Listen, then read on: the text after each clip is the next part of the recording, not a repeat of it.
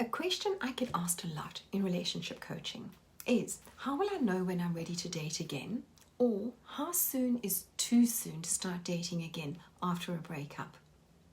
I'm a strong advocate of a conscious approach to all aspects of your emotional life, and dating is no exception.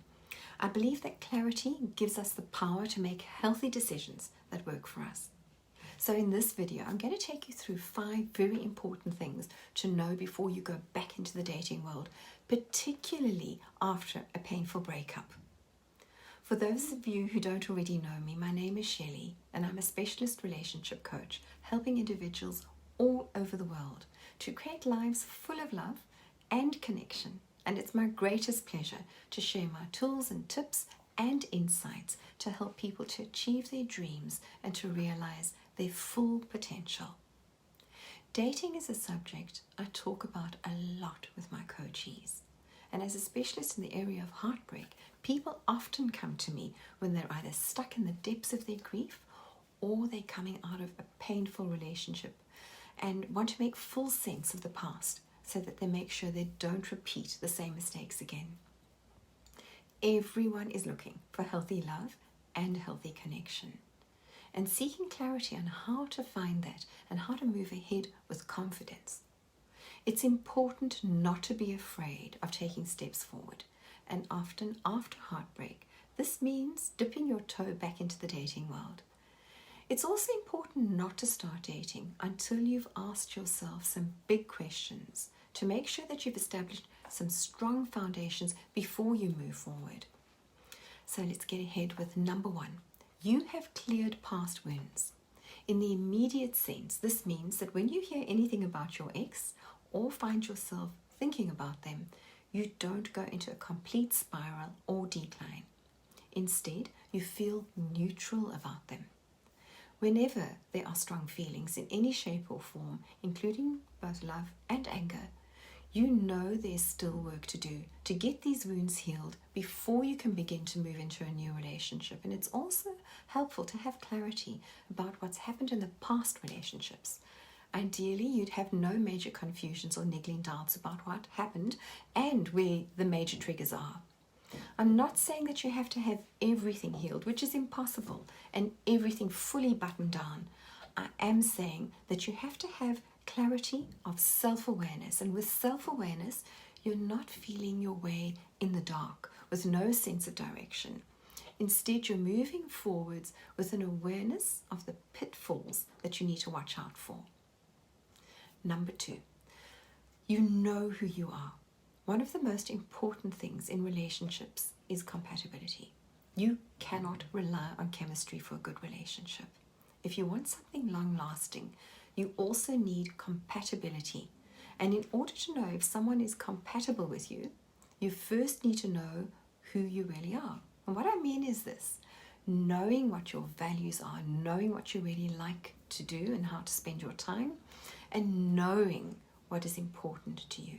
Basically, really understanding your own needs. Having clarity on all of these things sets you up to make eyes wide open decisions rather than getting swept away by the feeling that this might be a wonderful in the moment, but in the long term isn't enough to carry you through into a sustainable and healthy partnership.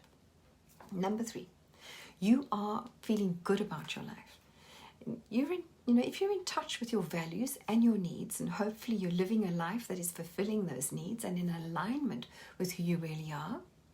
But if this isn't the case, it's a bad idea to enter into the dating process or into a relationship, as you might find yourself looking to others to fulfill your needs, and this isn't a great starting place for a relationship. If, however, you're going out into the dating world when your basic needs are fulfilled and you're actually feeling good about your life, you'll be dating from a place of open-hearted curiosity and joy rather than from that place of feeling bad about yourself. Dating when you're feeling bad about yourself is a surefire way to attract the wrong partner. If someone is drawn to you when you're not being your true self and aren't feeling good about yourself, you have to ask the question of what it is that they're attracted to.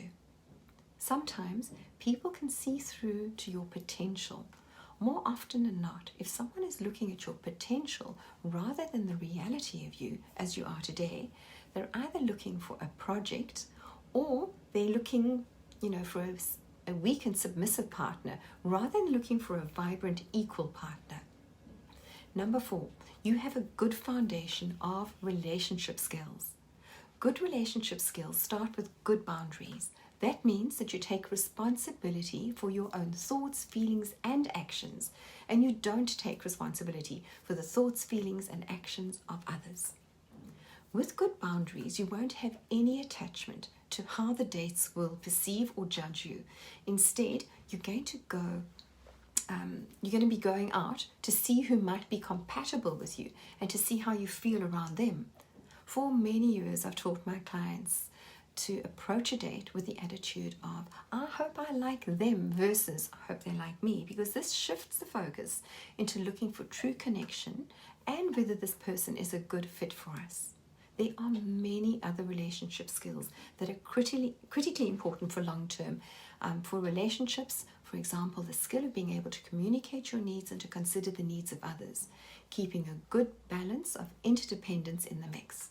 However, whilst most of these skills can be developed and refined over time, when you are actually in a relationship, my strong advice to you is that you work hard to gain mastery of boundaries before dating and before starting new relationships, as this critical skill will set you up for success and for strong discernment in qualifying good relationships. And finally, number 5, you know what you want. This might sound like the most obvious one, but it's actually often one of the hardest things for people to define before they start dating. It's incredibly helpful to have clarity on what you are looking for, both in the dating process and then for longer term relationships. During dating, for example, what you're looking for might look something like this. I want to explore the process of getting to know you with the intention of it developing into something serious within the next 6 months. During these first 6 months, I want to be able to properly qualify the relationship to make sure that we're compatible in the areas of X, Y, and Z and share the values of A, B, and C. And what this looks like for me is D, E, and F. So during this time, it's my expectation that we invest regular time in the process of getting to know each other. And what this looks like to me is seeing one another 3 times per week, building up to spending weekends together, meeting one another's family and friends, and around that 6-month mark, planning a holiday or a breakaway together. You learn a lot about someone when you're traveling and holidaying with them. This isn't a prescription it might not be where you are or what you're looking for. It's just an example of how you can put words down on paper to give structure and clarity to your intention so that you're entering dating, keeping in mind what really works for you. In my coaching practice, we do these exercises together and write them out, working on them and refining them until they feel like a really solid pathway ahead. And you might want to try this exercise for yourself. It can be a very powerful one in getting clarity around what you'd like from a date. There's similar exercises that you can do for long-term relationships, which I share in some of my course materials and in other videos. Over the next few weeks, I'm going to be releasing a series of videos specifically focused on the subject of dating, going into a little bit more depth on all of these areas so you can build out your repertoire of skills and clarity in dating. So stay tuned for more on the subject. I love sharing my tools and tips and guidance with you and supporting you on your journey to thriving relationships. So please remember to subscribe to the channel so that we can travel this path together.